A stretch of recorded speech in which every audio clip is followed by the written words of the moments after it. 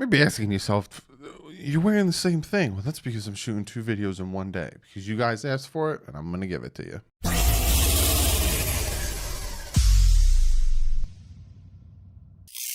What is up, Fin fans? Yeah. So the Miami Dolphins are currently doing OTAs. So I'll give you a little rundown of their schedule. They have OTAs Tuesday today, being Wednesday night, and Thursday. And then next week, they have OTAs the 7th, the 8th, not the 9th, then the 10th. Then they have mini camp from the 15th to the 17th, and then a big old long break until July 27th when training camp starts. So today was their second day of this phase of OTAs. I'll pop up some videos of them working out. There's a video of Jacoby Brissett throwing a pass to Parker. There's a video of Tua throwing a pass. I'll pop them up, pop the videos up, so you guys can see. For the people who don't go on Twitter, the people who aren't, on Twitter, they can see these things that normally are posted on Twitter. But yes, so we got one more week. Tomorrow's OTAs, then we got one more week of OTAs, then we got mandatory minicamp.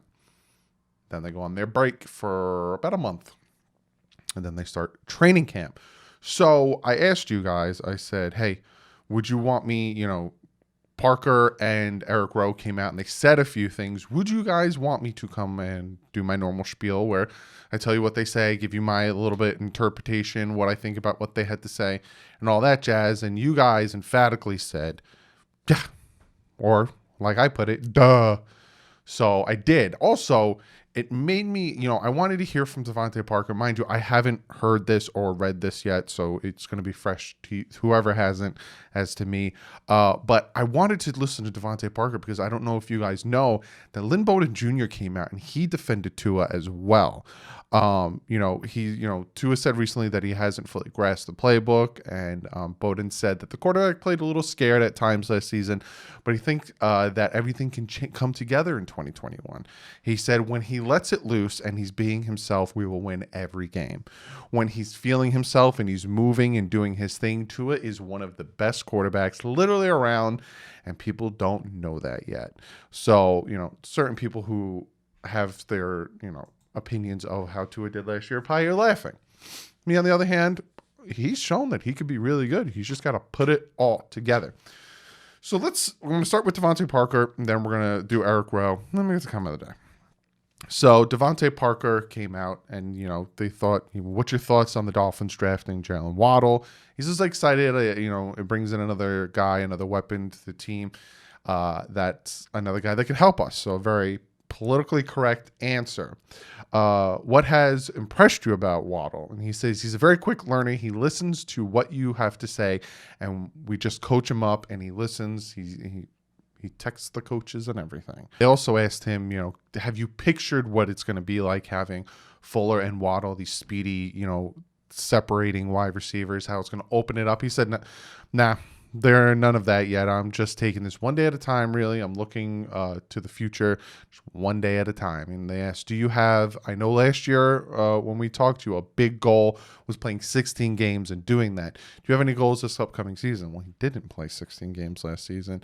He says, nope, I have the same goals I always have. That's it. Then they asked him essentially, you were working with Tua before OTAs, and he says, yes.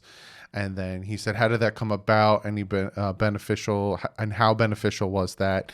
He says, I would say Tua, we're all in a group chat. Tua put us in a group chat and texted us, and we'll just meet up and start throwing and trying to get warmed up. And then he says, they ask him, have you benefits already on the field? He says, yes. And he says, how so? And he says, his mechanics look different. So essentially, DeVante Parker, said, yes, obviously, I've worked with Tua. All of the wide receivers before, obviously Waddle wasn't drafted yet, have worked with Tua off the field outside of camp. And he says his mechanics look better, and Tua reached out to them to get together and work and try to get that comfortable, familiarity working together, which is awesome. So, they asked him a lot of questions about Tua, a very short one sentence answer, asking Tua about his statement about not necessarily being comfortable with the playbook. He says, I'm not sure. He's his own guy. You talked about Tua about his mechanics, give us some more perspective. He says footwork, he's getting the ball out quicker, all of that. I'm like going through this transcript. And if you ever go and see the official transcripts for these press conferences, in big black bold is what the reporters ask, and then normal text is what the answers are. And DeVante Parker is just given one-word answers, one-sentence answers, just not really given much there. Again, I'm not going to go through the entire press conference. He talks about trying to get better. He talks about trying to stay healthy. He says Tua is getting better with his footwork, being more explosive, all that stuff. But again, go to Miami Dolphins YouTube channel. You can watch the full thing, but he didn't really say much. He didn't really say much there. But let's see what Eric Rowe had to say. Eric Rowe has a little bit more, and Eric Rowe seemed to have talked a little bit more. So let's see what Eric Rowe has to say. The ridiculous stuff, like they asked him about his blonde streak in his hair, I'm not really going to talk about that. I want to see more what he has to say football-wise. So they asked him, I'm curious your reaction when they moved on from Bobby McCain. Obviously, now there's a good possibility you'll be playing along Javon Holland. What is your initial observation of Javon's athletically and from a mental standpoint? And he says the Bobby decision, that was just how the NFL goes, right? At the end of the year, teams are always switching out players, adding players, letting go of players. That's just the business. So I really can't say much on that. I'm not upstairs making roster moves. But as far as Javon, I've worked with him the past couple of weeks. He's athletic. He has a nice size. And then I've talked to him, and he's a smart guy. He's picking up the defense pretty fast, and we're just doing walkthroughs now, but I'm seeing him pick things up pretty quick. And that is why there is a huge advantage to having these OTAs, to having these mini camps, to having more than 2 weeks of a season, because you can sit there and you can read a playbook, right? And you can read a playbook, and you've seen it. You've seen it in Hard Knocks. You've seen it in all of these things where these players will read a playbook, but then once they get to OTAs, once they get to even the first week or so of training camp, the coach is always yelling at them. You're supposed to be here, not here, or you're supposed to do this, not this. This is your first read, not this is your first read. There's always those mistakes. And last year, no one got that. So like he said, he's picking up real quick, but this is just walkthrough, so we'll see how that goes. Prime example, they said, going back to the earlier comment of just a walkthrough right now, I was curious because last year in the midst of a pandemic, you talked about how you can't go in your backyard, for instance, and work on simulating fitting the run, for instance. Now that you're in OTAs, I'm wondering how much value is there, even just walkthroughs.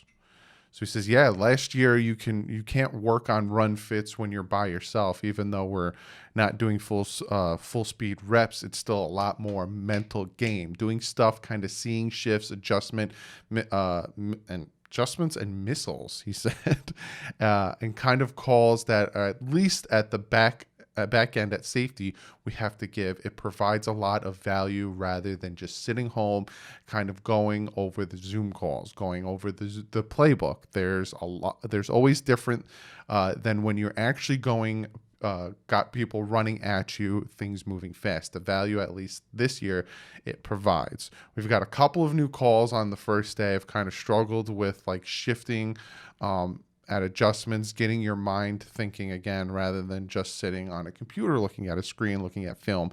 It does provide a lot of value, and we're actually here doing walkthroughs. So he even says that he's still struggling with a few things right now because, he's picking up on things. And he was saying, like I said before, you can sit there and read a playbook till you're blue in the face, but you actually have to do it. You actually have to read the calls. You actually have to have guys coming at you and working through it that way. They asked him about Travis Kelce and Darren Waller.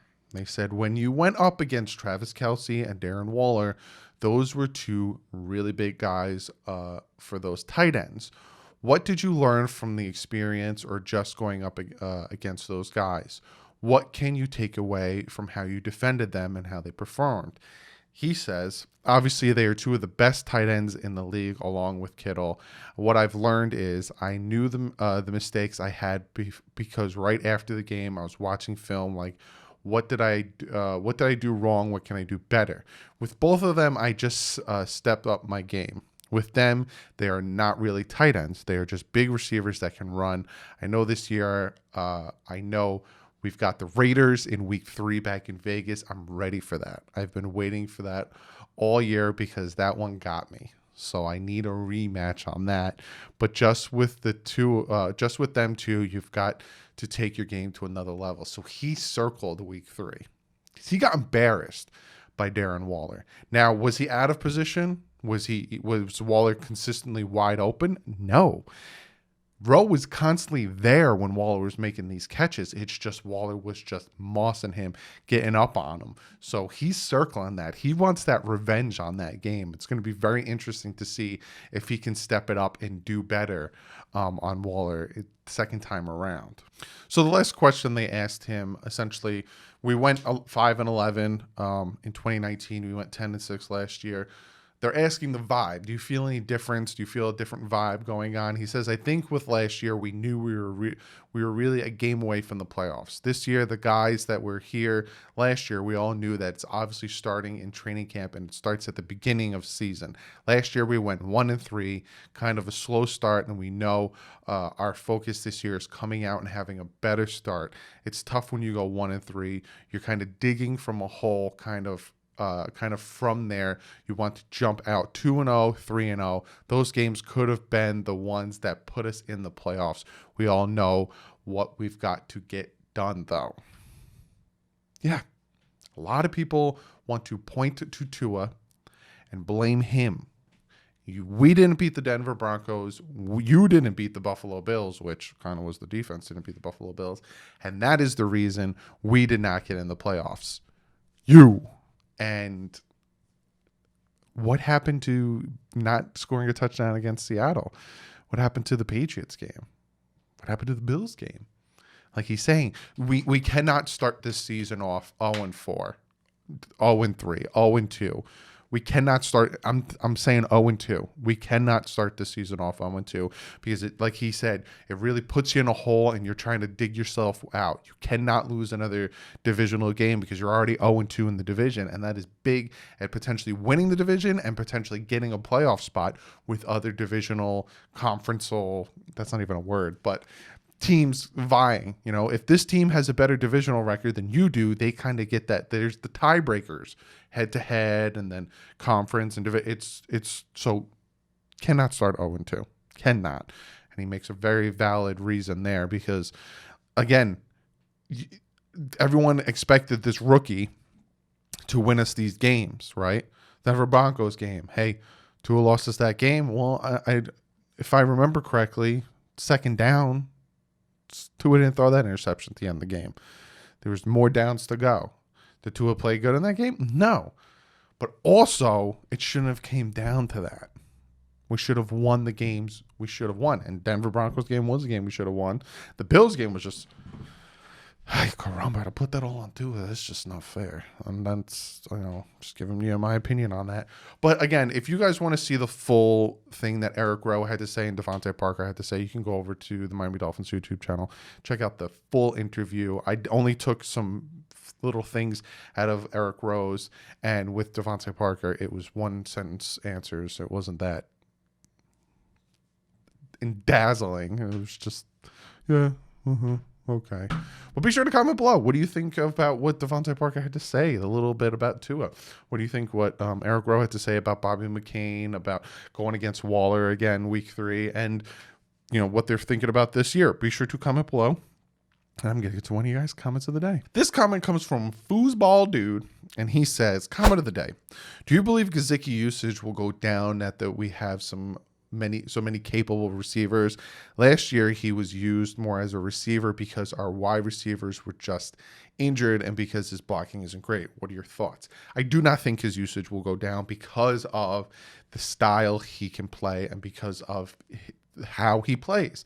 He's a big physical receiving threat, and he can be used in that way. You can still line him up as a tight end. You're not going to take Waddle and put him next to the tackle, line him up as a tight end. So he can still be used as that seam threat. So no, I don't think his usage will be diminished or come down, because you want to have him, he doesn't, but you want to kind of have him in line a little bit more, especially if you put these speedy receivers out there and it forces the defense to respect it and back off a little. Then you can really use Gesicki to get open and do his thing. So no, I don't think Gesicki is going to see his usage go down. I think it'll still be about the same, but Tua has a lot of wealth to spread. If Parker and Preston Williams can stay healthy, and Will Fuller, he needs to stay healthy as well, but we won't get him to week 2. A lot of wealth to spread. So it's going to be very, very interesting to see. But Foosball Dude, thank you so much for the comment. Yeah, so late night video. It is now 9:30. You'll probably see this around 10:30. If any news breaks tomorrow, I'll try to get you a video tomorrow, but I do still have that Miami Dolphin Mythbuster, couldn't even get that out, video planned for you guys on Friday. But other than that, guys, like usual, stay classy. Fins up.